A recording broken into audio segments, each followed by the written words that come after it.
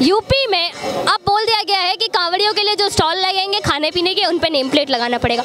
वहीं इस फैसले का समर्थन करते हुए हरिद्वार में भी इसे लागू कर दिया गया है। आपका क्या कहना है? मैं इस फैसले का स्वागत करता हूं और ये बहुत लेट हो रहा है पर मैं फिर भी ये बोलूँगा कि कोई तो सरकार ऐसी आई जिसने वोट बैंक की राजनीति को छोड़कर उस कानून को, जिसको कांग्रेस ने बनाया था 2006 में, मनमोहन सिंह की सरकार ने बनाया था, उस कानून को आज आकर इम्प्लीमेंट किया। काश कि कोई ऐसी सरकार होती जिसने इतनी हिम्मत दिखाई होती और जब 2006 में ये कानून बना था तो 7, 8, 9, 10 तक इसको लागू कर देते। पहली चीज़। दूसरी चीज़ मैडम, मुझे समझ में नहीं आता है कि इसमें विवाद क्या है। मेरा नाम, अगर मेरा नाम से ही तो मेरी पहचान है, आपके नाम से ही आपकी पहचान है, आपके चैनल के नाम से ही तो आपका चैनल जाना जाएगा ना। तो बहुत सिंपल सी बात ये है कि, और नाम हर व्यक्ति के लिए उसका नाम उसके माँ बाप रखते हैं, वो गर्व की बात होती है। अब जिस चीज़ में गर्व है उसको मैं क्यों छुपाऊंगा?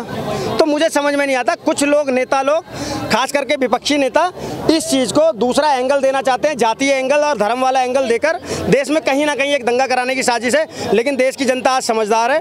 मुझे लगता है कि इसको लोग समझदारी से अगर लेंगे तो कोई विवाद नहीं होगा। आप कह रहे हैं देश की जनता समझदार है। अभी यहाँ एक भैया खड़े थे, वो कह रहे थे कि मुसलमानों को इकोनॉमिकल बॉयकॉट करने की प्लानिंग चल रही है। ऐसा कुछ नहीं है, ऐसा कुछ नहीं है। लोगों को ये लग रहा है और ये भ्रम फैलाया जा रहा है विपक्षियों की तरह।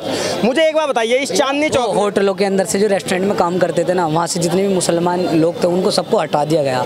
उनसे सबका इंटरव्यू भी लिया गया बाकायदा कि आपने इनको क्यों हटाया। कहने लगे जी कानून की तरफ से, प्रशासन की तरफ से हम पर जोर डाला गया कि जो यहाँ मुसलमान काम करते थे उनको, अभी देखो मैं माफ़ी चाहता हूँ कुछ मैं गलत बोलूँ, पर उनको हटा दिया गया वहाँ से।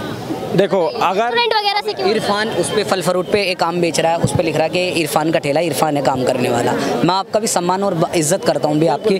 अब ये बताओ, उस पे आप ये कह रहे हो कि उस पे नाम होना जरूरी है। अब भी मैं ये कह रहा हूँ, जिस बाग में से वो आया था, आम चल के आया था, उसका माली मुसलमान था या हिंदू था? आप ये कह रहे हो। मैं फल फ्रूट बेचने वाले को, रिक्शा बेचने वाले को, ऑटो पे जो जा रहा है, मैं सवारी हिंदू बिठाऊंगा मुसलमान। लोगों को अपनी उसकी ज़रूरत ही पूरी नहीं हो रही है, वो फिर भी हमारे भाई। आपसे यही सवाल है, आजकल छोटे से छोटा ठेला लगाने वाला यूपीआई आईडी यूज करता है। मैडम, जब आप यूपीआई आईडी यूज कर सकते हैं तो नाम लिखने में क्या दिक्कत है? मैडम सुनो, आप, अगर मैं आपसे ही क्वेश्चन करता हूँ, वो नाम किस वजह से लगाना चाहिए? मुझे ये भी तो बताओ। मेरा नाम उमर है या मेरे दोस्त का नाम सुमित है, वो नाम क्यों लगाए? वो आम बेच रहा है, फल फ्रूट। छोटा बिजनेस करे या बड़ा बिजनेस करे, एक पॉइंट पे आके आप अपने बिजनेस को बढ़ाने का ही सोचेंगे तो अपना नाम आप। मैडम, वो फल फ्रूट रोड पे लगा रहा है, मुझे इतना बताइए वो नाम किस वजह से लगाया, किस एंगल के लिए आप लगवाना चाह रहे हो, ये तो बताओ आप मुझे। हर शॉप पे नाम होना चाहिए, नहीं बताना चाहिए ना? मैं बता देता हूँ नाम क्यों लगवाया जा रहा है। आइडेंटिटी के लिए लगाया जा रहा है। किसी की भी है, उसकी आइडेंटिटी होनी चाहिए, और वो चाहे हिंदू हो, चाहे मुसलमान हो, जैन हो, सिख हो, बौद्ध हो, पारसी हो, सबको अपना नाम बताना चाहिए। हम होटल में जाते हैं, हम अपना आधार कार्ड देते हैं ना, किसी और का तो नहीं देते।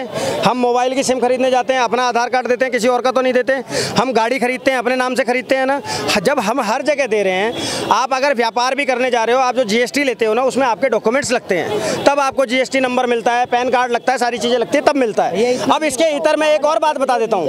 अब मैं भाई को इसके इतर एक और बात बता देता हूँ। दोस्त सुनो तो सही, सुनो। उस पे जो काम कर रहे हैं, रेडी पटरी वाले काम कर रहे हैं, उस पे उनकी आइडेंटिटी आप लगवा रहे हो। मैं यही तो पूछना चाह रहा हूँ, उन पे ऐसी क्या आइडेंटिटी? जब हिंदुओं को कोई दिक्कत नहीं। अच्छा, मैं पूछता हूँ कि उससे दिक्कत क्या है, उससे समस्या क्या है? आप एक बात बताइए, क्या हिंदुओं को जानते हैं? माता वैष्णो देवी में सबसे ज्यादा खच्चर चलाने वाले मुस्लिम भाई होते हैं, ठीक है? केदारनाथ पे भी, अमरनाथ यात्रा में। ठीक है। अब मेरी बात सुनिएगा, वहाँ श्रद्धालु कौन जाते हैं? जाते हैं। क्या कभी किसी ने ये बोला कि नहीं भैया तुम ये हो इसलिए मैं तुम्हारा खच्चर नहीं लूंगा?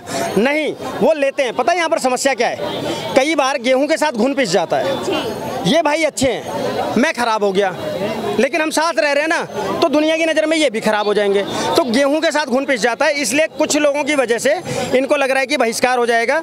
अदरवाइज ऐसा कुछ नहीं है। इस चांदनी चौक में हिंदुओं की भी दुकानें हैं, तो मुसलमानों की भी दुकानें हैं, सिखों की भी दुकानें हैं, जैनियों की भी दुकानें हैं। और जब ग्राहक आता है ना खरीदारी करने, तो वो दुकान से खरीदारी कर कर जाता है। अगर अभी रोड पर एक्सीडेंट हो जाता है ना किसी का, तो हम पहले उसको हॉस्पिटल पहुंचाते हैं, उसका नाम नहीं पूछते ही भैया तू पंकज है या इमरान है। वो होती है इंसानियत, ठीक है? इस चीज़ को ये लोग मिसगाइड कर रहे हैं। इसके इतर और कुछ भी नहीं किया जा रहा है। नाम आपकी पहचान है, और आपको अपनी पहचान छुपाने में मुझे नहीं लगता कि अगर आप हर चीज़ सही कर रहे हो तो कोई दिक्कत है। हाँ, इन लोगों के मन में एक डर ये जरूर हो सकता है, क्योंकि कुछ चंद लोग, हर आदमी नहीं, मुट्ठी भर लोग ऐसे हैं जो आए दिन तमाम वीडियोज आती हैं कि किसी ने थूक लगा दिया, कोई रोटी सेक रहा है, किसी ने सब्जी में थूक दिया, कोई फल नाली में धोकर ला रहा है, तो इस तरीके का जो होता है उन लोगों का बहिष्कार तो मैं बोलूँगा, फिर चाहे वो किसी भी धर्म का, हिंदू भी हो, मैं भी हूँ, और ऐसे कृत्य करूँ तो मेरा बहिष्कार होना चाहिए। अगर किसी को ये बात गलत लग रही हो तो बता दो भैया। तो लेकिन हर आदमी एक सा नहीं होता ना, पाँचों उंगलियां बराबर नहीं होती मैडम। अब्दुल कलाम साहब को ना हम अपने यहाँ बिठाते हैं सिर मत्थे, और हमेशा अब्दुल कलाम जी बोलते हैं, कारण उस शख्स ने कमाई पैदाइशी थोड़ी हो जाती है, वो कमाई, लेकिन वहीं पर विकास दुबे है। मैं खुद गाली बकता हूँ, एक गुंडा था, बदमाश था, पुलिस वालों को मारता था, फिरौतियाँ करता था, ये सब करता था, तो उसको गाली पड़नी चाहिए। ये फ़र्क है। इस चीज़ को आपको अपनी मानसिकता बदलनी पड़ेगी। जब आप संवाद करोगे ना, और दुनिया की कोई भी ऐसी समस्या नहीं है मैडम जो बात से हल ना हो जाए। बड़े से बड़े झगड़े भी बात से हल हो जाते हैं, बड़ी से बड़ी टेंशन भी बात से हल हो जाती है, लेकिन आप अपने मन में एक कुंठा लेकर बैठ जाओगे, मिसकम्युनिकेशन की वजह से एक गलतफहमी पाल कर बैठ जाओगे, तो गलतफहमी का कोई इलाज नहीं होता। और अगर आप बात नहीं करोगे तो आए दिन जो होते रहते हैं, कभी सुनने में आता है यहाँ मार दिया, कभी सुनने में आता है वहाँ दंगा हो गया, ये सब होता रहेगा।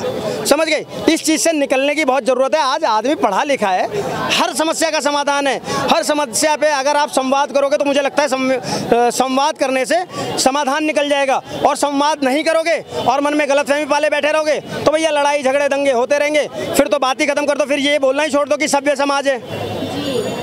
भैया आपने इतना अच्छा इनको बताया। यूपी में आपने कहा कि किसी को बॉयकॉट नहीं किया जा रहा है, तो यूपी में आज योगी जी का एक नया बयान आया जिसमें कहा है कि अभी तक तो सिर्फ हलाल सर्टिफाइड प्रोडक्ट पे बैन लगा था, अब यदि यूपी में कोई हलाल सर्टिफाइड प्रोडक्ट बेचता हुआ दिखा तो उस पर सख्त से सख्त कार्रवाई भी हो। ये कांवड़ यात्रा के नज़दीक आते ही ये सब फैसले क्यों? मैडम मुझे एक बात बताइए, हलाल सर्टिफिकेशन की ज़रूरत क्यों है? हलाल सर्टिफिकेशन की ज़रूरत क्यों है? मुझे इसका कारण आज तक समझ में नहीं आया। आप हलाल खाते हो, आप झटका नहीं खाते हो, आप हलाल जा रहे हो, लीजिए और खाइए, लेकिन हर चीज़ में अब आप एक बात बताइए, कपड़े के ऊपर पे हलाल सर्टिफिकेट क्यों चाहिए? मुझे आज तक ये समझ में नहीं आया। कपड़े पे, बाइक पे, मेकअप पे, इन सब चीज़ों पे आपको क्यों चाहिए हलाल सर्टिफिकेशन? तो ये तो अगर किया है तो मैं इसका भी स्वागत ही करता हूँ। भैया बताइए क्यों चाहिए इन सब चीज़ों पे हलाल सर्टिफिकेशन? देखो मैडम, मुझे तो इतना खैर पता भी नहीं है हलाल आप किसको बोल रहे हो, पर मैं आपको ये बताना चाहता हूँ हलाल किसको बोलते हैं। 1 मिनट मुझे बता दो, मुझे नहीं पता। आप हलाल का मीट खाते हैं ना, तो वही हलाल सर्टिफाइड एक ब्रांड है जो अपना थप्पा लगाकर हर चीज़ को बेचती है, जो कि मुस्लिम पर्सनल लॉ बोर्ड है जिसके द्वारा और उनकी कमेटी के द्वारा चलता है। जी मैम, अब आप एक बात बताइए, मेकअप प्रोडक्ट्स पे, कपड़ों पे, टूथब्रश पे, चाय पत्ती पे, इन सब पे हलाल सर्टिफिकेशन, परफ्यूम पे, इन सब पे हलाल सर्टिफिकेशन की क्या जरूरत है? देखो इतना तो मुझे पता नहीं कि हलाल वो किस चीज़ को कह रहे हैं। हलाल देखो सुनो, मैंने भी सुना पहली बार आपके मुंह से कि हलाल आप किसे कह रहे हो, कि मैंने तो ये वर्ड सुना भी नहीं। हलाल उसको ही कहते हैं जो भैया बता रहे हैं ना, उसी को सुना है मैंने। हलाल ये चाय पत्ती हो गई या दूध हो गया, इसके बारे में मुझे ये सब चल रहा है। क्या मुसलमानों को हलाल सर्टिफाइड प्रोडक्ट्स की जरूरत है या सिर्फ मीट में ही हलाल और झटका देखते हैं? मैडम जितनी भी यूपी के अंदर जितने भी बड़े ब्रांड है ना नॉन वेज के, जितने भी वो अल दुआ, अल सिफा, इनके जितने भी मालिक है ना, सारे मेरे हिंदू भाई हैं। सारे जितने भी जिनके यहाँ पे वो कटती है ना, जितने भी यहाँ पे भैंस वगैरह कटती हैं वो कटता है, जितने भी उसके ओनर है ना, सारे हिंदू भाई हैं मेरे। जितनी भी बड़ी अल दुआ, अल सिफा, जो तुम कितनी भी बड़ी कंपनी में चले आओ, सारे 5 कंपनियाँ हैं बड़ी ब्रांड जो पूरे हिंदुस्तान से छोड़ो पूरी दुनिया में एक्सपोर्ट जो गोश्त का मीट का जो व्यापार करती है ना, वो सारे हिंदू भाइयों की कंपनी है। कोई इसके बारे में नहीं देखता। सब मेरे हिंदू दोस्त ये सोचते हैं कि मुसलमान खाता है, वो खाता है। अबे भैया ये भी तो देखो, आप सब नहीं होते हैं। सुनो, होते होंगे, एक सेकंड सुन तो लो। मेरे हिंदू भाई ये कहते हैं कि आप मुसलमान खाते हो, पर ये भी तो देखो मेरे भाई कि उनका जो असल ओनर है वाले जो सुनो, हम खाते हैं। मुसलमान ही नहीं खाता है। कई अभी एक मुस्लिम भैया खड़े थे, वो कह रहे थे कि हम सिर्फ हलाल का मीट खा सकते हैं, झटका हम नहीं खा सकते। तो जाहिर सी बात है झटका हम भी नहीं खा सकते ना। और आप भी कह रहे हैं कि जो ये मीट की जो जितनी भी कंपनियां हैं, इनके ऑनर हिंदू हैं। तो वही तो बताना चाह रहा हूँ, जितने भी इनके फिर भी आप लोग खाते हैं, है ना? मैंने हमारा वहाँ से आते ही नहीं है, पहले हम वहाँ जाते हैं। नॉर्मल शॉप्स पे आते हैं, नॉर्मल शॉप वहाँ हलाल और झटका लिखा हुआ होता है? नहीं होता है, वहाँ नहीं होता। शॉप्स पे लिखा होता है। मैं इस नॉनवेज वाले मुद्दे पे, मांसाहार पे सिर्फ एक ही बात बोलूँगा। मेरी नज़र में तो जो लोग अंडा भी खाते हैं, चाहे वो हिंदू हो मुसलमान हो, मुझे उससे फ़र्क नहीं पड़ता। हमारे दांतों की संरचना भी ऐसी है ना कि हमें मांस नहीं खाना चाहिए, और जो लोग अंडा भी खाते हैं वो गलत है। देखो गधा हो गया, घोड़ा हो गया, हाथी हो गया, ये लोग भी ना शाकाहारी होते हैं। आपके दांत की जैसी संरचना है ना, आपको वैसा व्यवहार करना चाहिए। शेर के दांत की संरचना वैसी है, शेर के दांत की संरचना वैसी है, कुत्ते के दांत की संरचना वैसी है, वो लोग खाते हैं ये सब। इंसानों के लिए बना ही नहीं है। इंसान का पेट हड्डी कायदे से पचा भी नहीं सकता, इसीलिए लोग हड्डी चूस कर फेंक देते हैं, समझ गए। तो ऐसी चीज़ों को, जीव को मारकर, और मुझे तो खास करके उन हिंदुओं से समस्या है जो मांस तो खाएंगे, उन्हें मुर्गा बकरा भैंसा खाना है, लेकिन कुत्ते को पाल के रखेंगे कि हाँ हाँ बहुत अच्छा है। अरे भैया, कुत्ते ने तेरा क्या, अरे बकरे ने तेरा क्या बिगाड़ा है? अगर तू कुत्ते, तो मुझे कहना चाहते हैं कि हिंदू जो है डॉग लवर होते हैं, कैट लवर होते हैं, पर एनिमल लवर नहीं होते। एग्जैक्टली, जो भी लोग, हिंदू ही नहीं, कोई भी जाति धर्म का आदमी है जो मांस खाता है वो कुछ भी हो सकता है, एनिमल लवर नहीं हो सकता है, कुछ भी हो सकता है। मैं तो ये कहता हूँ, मुर्गे ने भी आपका क्या बिगाड़ा है, बकरे ने भी आपका क्या बिगाड़ा है? शाकाहार अपनाओ, सिंपल सी बात है। पहले के समय पे भी भैया ये सब नहीं होता। देखो मैडम, मैं इसके बारे में तो जानता, जितने भी आज बड़े ब्रांड है, KFC हो गया और तुम्हारा बर्गर किंग हो गया, जितने भी आजकल ये इतने बड़े बड़े रेस्टोरेंट हैं, इनके अंदर इतना मुसलमान तो नहीं जाता, मेरे हिंदू भाई ही जाते हैं ना उसके अंदर। तो सबसे ज़्यादा कौन खाता है? आप विरोध करते हैं? मैडम, मैं हर उस इंसान का विरोध करता हूँ, हर उस हिंदू का, हर उस मुसलमान का, हर उस सिख का, जैन तो खाता ही नहीं है, ईसाई का, सबका विरोध करता हूँ जो किसी जीव की हत्या करके और खा रहा है। भैया, इनका कहना है कि बीजेपी के ऊपर कोई कार्रवाई नहीं होती है, बीजेपी का नेता कुछ गुनाह कर देता है तो उस पर कार्रवाई नहीं होती है। यदि यही गुनाह कोई मुसलमान कर देता तो घर तोड़ दिया जाता, दंगे करवा दिए जाते। ऐसा है, देखो, जब गुनहगार को देखा जाता है तो मेरा ये मानना है कि जाति और धर्म से अलग हटकर देखना चाहिए। अगर वो हिंदू धर्म का भी कोई बदमाश है, गुंडा है, उसके ऊपर सख्त एक्शन होना चाहिए, उसका एनकाउंटर होना चाहिए, जैसे विकास दुबे का हुआ था, ठीक है, जैसे श्रीकांत यादव का हुआ, इस तरीके से। और ऐसे पता नहीं दुजाना उजाना कितने लोगों का ही एनकाउंटर हुआ उत्तर प्रदेश में, ठीक है। तो अगर वो बदमाश है, अगर वो गुंडा है, तो उसको जाति और धर्म से ऊपर उठकर उसको ये देखो कि वो गुंडा है, वो बदमाश है, वो आतंकवादी है और उसका एनकाउंटर होना चाहिए, इसमें कोई दो राय नहीं है।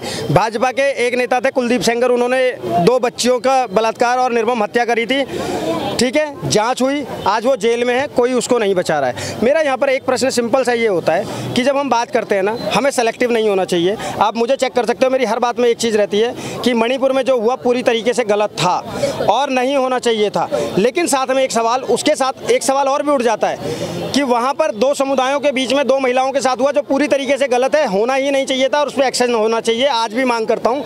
लेकिन क्या संदेश खाली पे जब लोग बात नहीं करते हैं, सिर्फ मणिपुर को एक एजेंडे की तरह से लेकर चलते हैं, और संदेश खाली जहाँ 100 से ज़्यादा महिलाओं के साथ में हुआ ये कि कहा क्या जाता था, तेरी बेटी अच्छी लग रही है, तेरी बहन अच्छी लग रही है, इसको भेज दे, 2 दिन बाद 3 दिन बाद लेकर आना।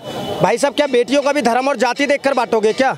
मैं कह रहा हूँ, अगर अभी यहाँ पर कोई एक लड़की को छेड़ा जा रहा है तो हम पहले उसका नाम पूछेंगे कि तुम सीमा हो या सलमा हो, उसके बाद बचाएंगे? नहीं, उस समय पे हम जितने भी लोग हैं ना, उस महिला के सम्मान के लिए, वो किसी की भी बेटी होगी, किसी की भी बहन होगी, लड़की आपकी जिम्मेदारी होती है, उसको बचाने की बात होती है ना। तो मैं इसीलिए कहता हूँ कि जब बात करो ना, मुझे अच्छा लगता है लोग मणिपुर पर बोलते हैं, लेकिन मुझे तब दोगलापन लगता है जब सिर्फ मणिपुर पर बोलते हैं, जब संदेश खाली पर नहीं बोलेंगे, जब राजस्थान पर नहीं बोलेंगे, जब दिल्ली पर नहीं बोलेंगे, 4 साल की बच्ची, 6 साल की बच्ची, 15 साल की लड़की, 18 साल की लड़की, इन पे नहीं बोलते हैं ना, उस दोगलेपन से मुझे प्रॉब्लम है। आप उठाइए ना मुद्दा, हम आपके साथ चलेंगे। मैं निर्भया आंदोलन से जुड़ा हुआ हूँ और निर्भया का रेप करने वाले सारे हिंदू थे, उनकी फांसी की मांग हम लोग कर रहे थे, हमने पुलिस की लाठियाँ खाई हैं उसके लिए, हमने आंदोलन किया है। जब उसको छोड़ा जा रहा था जो नाबालिग था, हम तब भी रोहिणी गए थे, वहाँ पर जेल के बाहर हम विरोध कर रहे थे, लेकिन एक सरकार ने उसको 10,000 रुपये और सिलाई मशीन दिया, हम विरोध कर रहे थे, हमें डंडे मारे गए और हम DTC की बसों में डिटेन कर दिए गए थे, लेकिन हमने तब भी वो नहीं छोड़ा था। वो रेपिस्ट थे, चाहे वो हिंदू थे, लेकिन वो कौन थे? रेपिस्ट थे, उनको फांसी मिलनी चाहिए थी। यहाँ पर जाति धर्म पंथ से ऊपर उठकर इंसान को सोचना पड़ेगा। फिर भैया, एक समुदाय सौहार्द बनेगा, एक समुदाय दूसरे रेपिस्ट, दूसरे माफिया अतीक अहमद का समर्थन क्यों करता है? मैडम देखो, मैं फिर बोल रहा हूँ, ये समस्या है हमारे यहाँ पर कि लोग खास करके अपने अपने समुदाय का समर्थन करते हैं, और यही कारण है, आपको पता है उत्तर प्रदेश और बिहार को बीमारू राज्य बोला जाता था क्योंकि सबसे ज़्यादा धर्मवाद और जातिवाद था वहाँ पर, ठीक है। आज उत्तर प्रदेश कहीं ना कहीं थोड़ा सा जातिवाद से ऊपर उठकर देश के विकास में वो कर रहा है, तो आज उत्तर प्रदेश क्या बन गया?